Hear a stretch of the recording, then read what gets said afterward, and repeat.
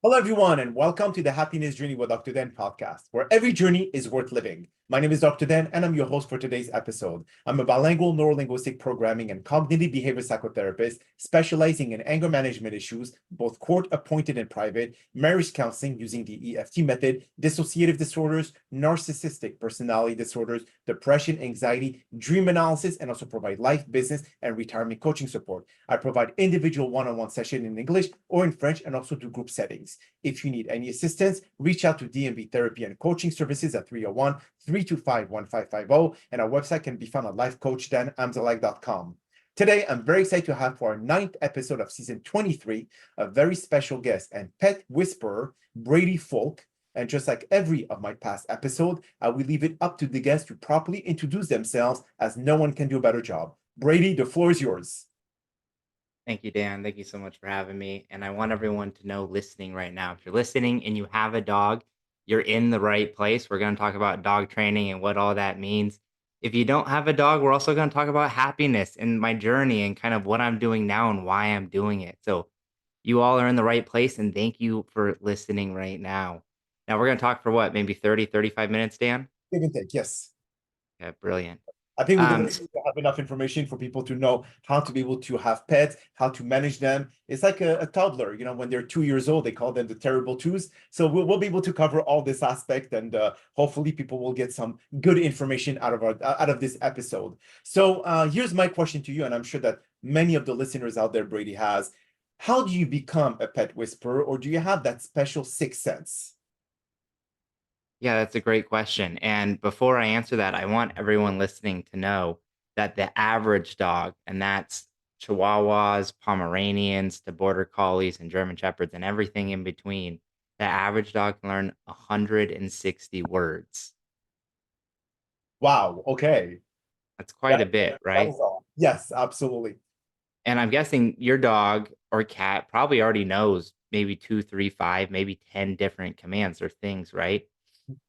So if you know the formula, then you can communicate to them and you can teach them dozens of new things, of behaviors, right? And teach them how to do it on cue, which is really cool. Some dogs have learned over 1,000 words, which just blows my mind. And you see Wow. those dogs pressing the talking buttons. Have you heard of those? Yes, yes, yes, absolutely. I mean, is there a special breed of dogs, Brady, such as German Shepherds, that actually acquire a better understanding in human interaction?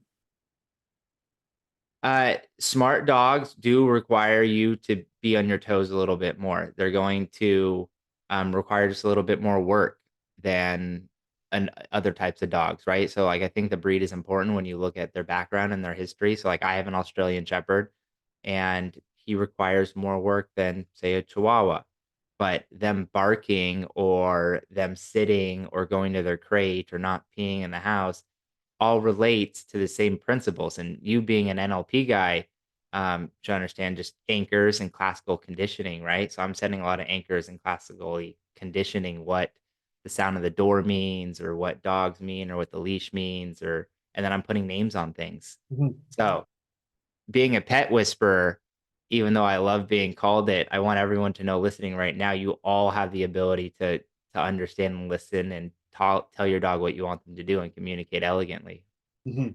And this in itself, I mean, is it something that comes to you naturally? I mean, like you mentioned, anyone can be a pet whisperer, but it is obvious that you have to have some special skills to be able to better understand how to communicate with your dog. And again, every breed has different level of understanding human words, but do you think that there's a certain behavior that you need to adapt for them to understand it better than just you whispering words? Is there a certain behavior I need to have? Is that Yes, your question? Yeah. let's say a sign, kind of like a no sign, or without really saying a word, can they understand just signals? Um, no.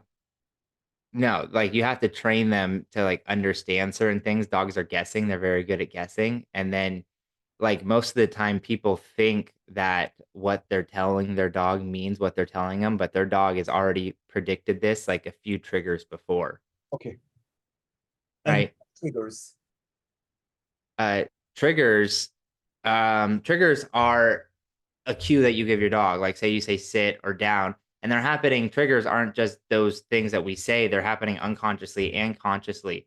So there's certain, like when you come home and your car approaches the driveway, your dog hears that and they know you're about to come inside, right?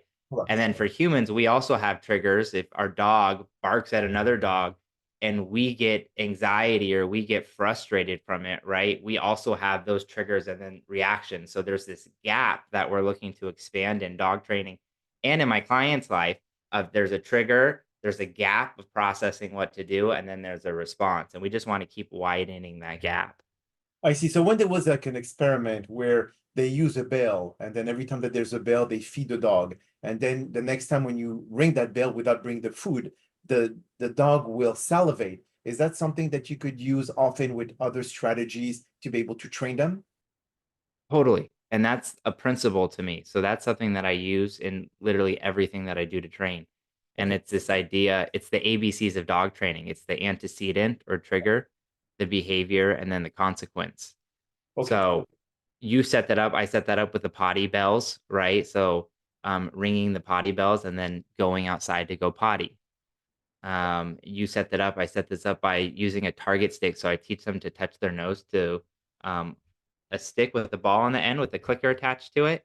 And then when they touch it, when they go out to it, I click and then I give them a treat at the target and I put it out and I teach them how to sit down, roll over, bow, crawl, go in between my legs, ride a skateboard, jump through a hula hoop. So using this one principle, you can train them to touch a target stick and then you can teach them to do 30 different behaviors. Well, have you ever thought or considered to go to American Got Talent and be able to show to the world what you could do with pets? Yeah, that is funny. I have thought about it. There's some like dance routines Yes. and people on there who do very well. I've thought about putting together like a dance. And I have a new puppy now. Bumblebee was my first dog. And you were asking like, what it takes to become a dog trainer or a dog whisperer. I think there is something that's important. Not everyone has it, but I believe it's empathy Okay. and just being willing to see things through other people's eyes. And growing up, I walked on eggshells in a lot of ways. I got in trouble for many things. I'm the oldest of six, so our house was always like chaotic and ruckus. And our parents ruled a lot with intimidation, and they did our dog training the same way. And a lot of times, if the dogs couldn't figure it out, then they were sent off to a farm. And I saw that a lot growing up. That's how things were just handled. So I got my first dog, Bumblebee, and he's 8 now. But I made a deal that I would never do that, right? I would never give him up.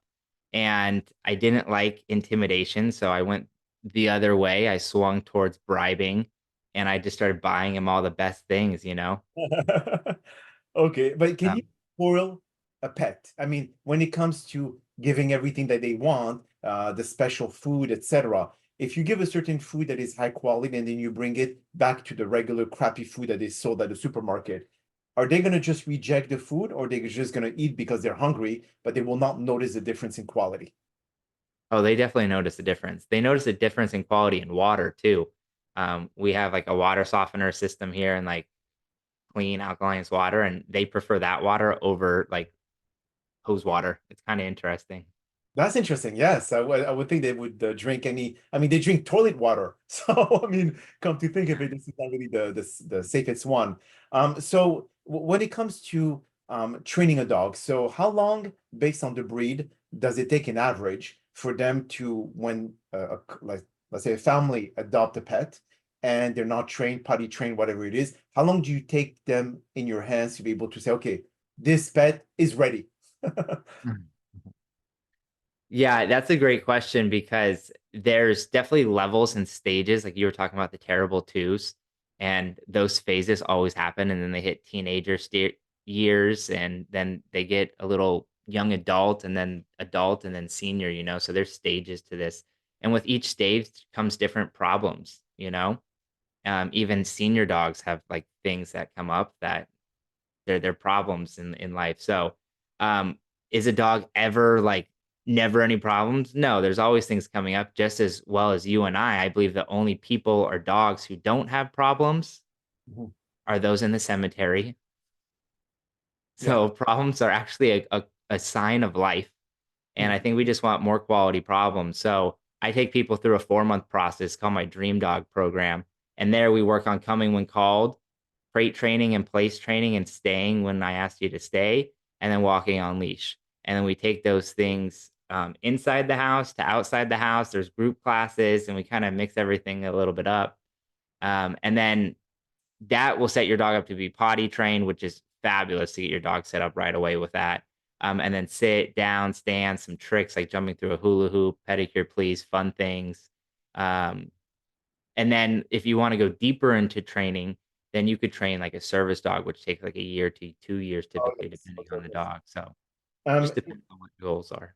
So for example, like if you look at a cat versus the dog, I mean, obviously cats are very independent pets and all that. They don't wait for the master to come home. They just go sleep 19 hours a day and then they're happy. So is there the same amount of effort that you will put to train a cat versus a dog, or you do not take care of the cats because they're impossible to train? No, I believe all animals you can train. And cats are typically a little bit more independent, so they require less training, and that's why people like cats, I feel like. Same with guinea pigs, but I have 2 guinea pigs here as well, and you can train guinea pigs to come when you call them. You can teach them to go in between your legs or to lay down with a target stick, like I was telling you about. I've even taught like a potbelly pig how to paint. Yeah, Oh, she was raised. She's raised over $10,000 for this nonprofit in San Diego. wow. So Okay. you can teach any animal how to do anything. It's just having that form of communication. Like I'm sure we've seen there's also cats on America's Got Talent that you've seen them jump through hoops and like cross things, right? That cat's not special.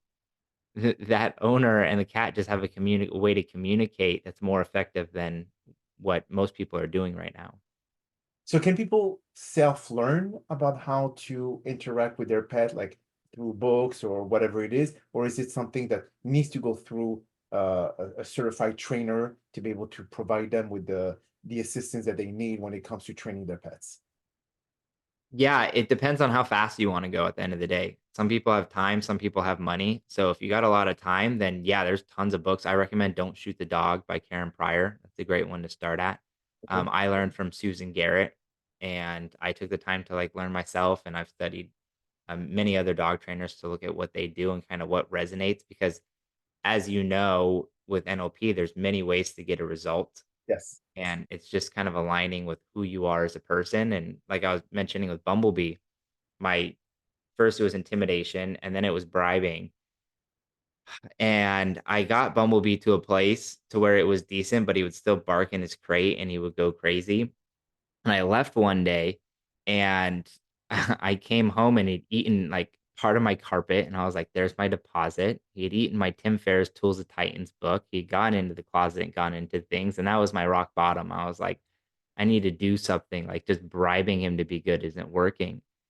And so I found a mentor. Her name is Susan Garrett, a coach. And through that, I taught him different games and different meanings to things, right? Like how to ring potty bells to tell me he had to go to the bathroom. And he knows how to open up the fridge and get a water bottle and ride a skateboard and do fun things, right? Wow. So, Yay. right, it's a ton of fun. And then even after that, though, like when we were at a good spot, my roommate had his own way of dog training. And when Bumblebee didn't do what he said, because not everyone does what you said all the time, he would kick and punch him. Oh, And geez. it was terrible. I was mad. I was really, really, really mad. And I remember I watched it on camera and I came down and we started wrestling and fighting and it was a whole show and I called the police and my shirt was ripped and they basically told me I should just find a new roommate. There was nothing they could do. And that's what I ended up doing. But it taught me a huge lessons that being a leader means more than just getting results. You can lead in 3 ways. You can lead with intimidation, you can lead with bribes, and you can lead with inspiration.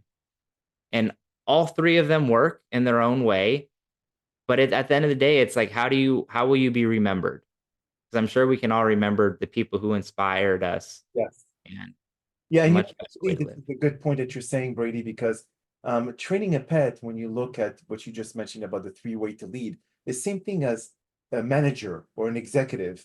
I mean, they could lead their staff with fear, they could inspire them, or they could bribe them. So the only thing is that when it comes to fear, people will always be walking on eggshell. They're always going to wonder what is their mood today. Are they going to be firing us? Are they going to be holding us accountable? Whatever it is. So you have to really, if you want people to remember you the right way, you have to lead with inspiration. And I think this goes the same with pets as well. Now, obviously, just like a 2-year-old, they will try to manipulate you. They have that capability. So when it comes to, like, for example, like a certain breed of pet, do you find that for them is going to take a whole lot more time because it's very hard to be able to communicate because of their temper versus other pets? Like, for example, if you look at golden retrievers, okay, they're very good with kids, but yet if you look at a pit bull, that may be something different. So do you think that this also have an impact on how you train them? Totally. There's definitely genetic things and breed qualities that play into like certain challenges. Like Australian shepherds, they like to nip, right? So that's something that we work through that takes a little bit of extra time in that regard. Uh, I believe any dog can be a great dog. I believe they're all capable of learning. I believe there's a difference between punishment and discipline, and punishment is just punishing someone and having like no plan at the end. Discipline is having a plan. And there's moments in dog training when they make a mistake and you need to go over and help them off the counter, or you need to put them in the crate, or you need to like separate them for playing too rough with their friend. But then there's also the training that goes on behind that and teaching them um how to understand the rules a little bit better, how to understand where to go when they want a treat. So it kind of all plays into dog training, and it's on the job learning too. Things are always popping up. That's why dogs are so cool. Like Mhm. with a police officer, he can go and he can put his gun and his badge and his baton and everything in his cage at the end of the night. But his dog, when he comes back the next day, all of the other stuff is going to be exactly how he found it. But the dog's going to be learning and growing and doing things. So dogs are really spiritual teachers, and I feel they're here to always teach us lessons. And our goal is to find those lessons and then to go find someone who's overcome this thing and then to go solve it. So what breed are canines? What breeds are they? Yeah. Yeah, there's different types. There's more hunters, there's more like herding dogs. There's all different types of dogs. It's more like wolf type dogs, right? Like so there's it just kind of depends on someone's preference of what they want. Personality wise, I think about it like there's smart dogs and then there's driven dogs. So smart dogs are going to be like border collies or German shepherds or poodles. And they're like kind of thinking through a lot of problems. And then there's more like driven dogs, which are Australian shepherds or chihuahuas, which like they got a lot of energy and they're going. Mhm. And so you got to kind of work around those things and kind of work through problems. Like one will run through the wall and one will run around the wall. So you Yeah. got like kind of different things. Uh-huh. Like my youngest one, she's so smart. She's a mini Aussie Doodle, so she has a little bit of both, driven and smart. And so she's figured out if another dog has a toy that she wants, Mhm. she'll go grab a toy and she'll start playing with it herself. And this other dog will get jealous and come want this toy, and then she'll toss it off to the side and go take the toy that she wants. Oh, wow. That's incredible. But now let me ask you, in terms of the ethical approach that the police force uses when it comes to those who are sniffing dogs, those sniffing for drugs and all that. So they have to basically get the dog addicted to cocaine or any other drugs out there. But then does that mean that they could actually eventually get high, or not high, but or like over addicted, or they could go into I mean, could they die at a certain point, or they know exactly the dosage to give to be able to make them effective sniffing dogs?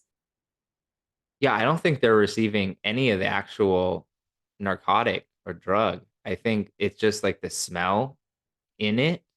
They're allowing them to smell it. They have like containers that the smell can come through, and then they're trained to find that smell. Oh, so it's not nothing about them being addicted to the drug itself, that they always seek those who actually have drugs hidden in their backpack.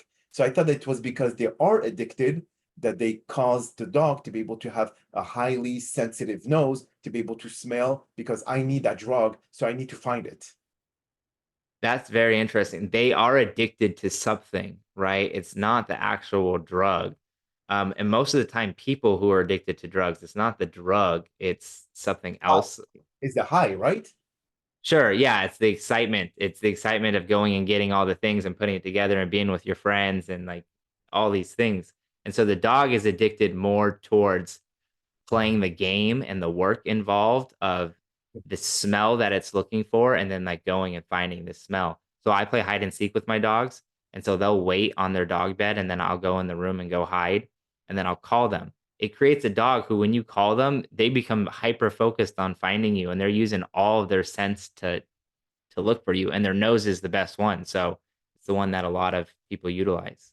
I see. I see. So it's not something like, especially in certain area of the police, where they try to be able to kind of um, enhance the work of their dog to be able to get the job done. So I was just thought that it's because of the addiction that makes the dog more sensitive to certain drugs. Especially, you could have a cocaine drug, you could have another marijuana, you could have whatever else. But now marijuana is more legal, but other heavy duty drugs are not. So do you think that certain drugs are trained for certain situations, like in airports, for example, they could smell guns, they could smell bullets, they could smell all that. So is it something that has been done in a very abusive way towards the dog? Not that I know of. And then each person in place has their own training procedures. So my goal is not to get into other people and like just recognize on what I'm doing and just kind of spread my message of training through games and what I'm doing. There's plenty of easy ways to train scent training, and that's all they're doing is they're training dogs to become addicted to certain scents. And so like I use scents before, and we're talking about classical conditioning, right? When it's bedtime for the dogs, I'll spray some lavender in their crate and then they'll go to sleep. So now they've Oh, associated lavender to sleeping. yes, yes, Okay. that's brilliant. That's Super simple though. And very, all of our brains are happening like this all the time. We're always picking up on patterns. yes, that is so correct. Now when it comes to pet, I mean the service pets, okay? Now I know that they're help people who are blind or whatever else. Now, how do they, I mean, when it comes to the geolocation for those pets when they cross the street and all that, how do you train them to know that the hand means stop, the white walk means go? I mean, do you give them certain signs that it's okay to do it this way, or how do you approach service dogs? Yeah, that's a brilliant question. And to be clear, I've never trained a seeing eye dog. Those dogs are next level. There's even levels to dog training. Okay. And I've helped people with in wheelchairs and certain veterans with their dogs for interrupting certain emotional patterns and like helping them retrieve things off the ground, like their phone or a credit Oh, card or I see. things Okay. like that. But I want you to know that that's not to mean that if you understand these principles, you can understand how to do anything like this. So really, yeah, you would most likely invest in getting one of those signs at your house and then train them to know, like, to stop when the red light flashes and to go when the white walking person goes. Mhm. Um, and you would just associate sitting to the stop and like walking with the white. And you would just condition this over and over until it sticks. And then you would also get them to be emotionally attached to it and just get them to really enjoy sitting when they see this because they're doing the job, right? It's being addicted to like providing a service. Um, and then knowing that this is what they're supposed to do, you know? Absolutely. And so before we finish this episode, can you tell people how they can find you? And if you're not located where the person is, so you're mostly local, but if someone from another state needs your help, can you do this virtually? Yeah, there's a lot of things I can do virtually. I have one online course release that you can go get some more information about me in my website. And so my website is newdirectiondogtraining.com. Okay. And also another fun place is my Instagram. That's nddogtraining.com or nddogtraining. Well, excellent. Well, Brady, on that note, that is all the time that we have for today's podcast. I really appreciate you taking the time out of your busy schedule to join us. And thank you again for participating and inspiring our many listeners with your incredible skills as a pet whisperer. Now, we hope that you've all enjoyed today's episode. And I'm also very excited about the many upcoming guests that we have scheduled for season 23 of the Happiness Journey podcast, filled with inspirational messages, just like the one that you listened today. Now, here are some concluding words of wisdom. Those with the gift of being a pet whisperer possess a unique connection to animals, understanding their emotion and needs in a way that transcend words. This special bond allows them to communicate with empathy and intuition, bringing comfort and trust to the animals in their care. Their ability to connect with the hearts of pets is a rare talent, fostering deeper relationship and healing.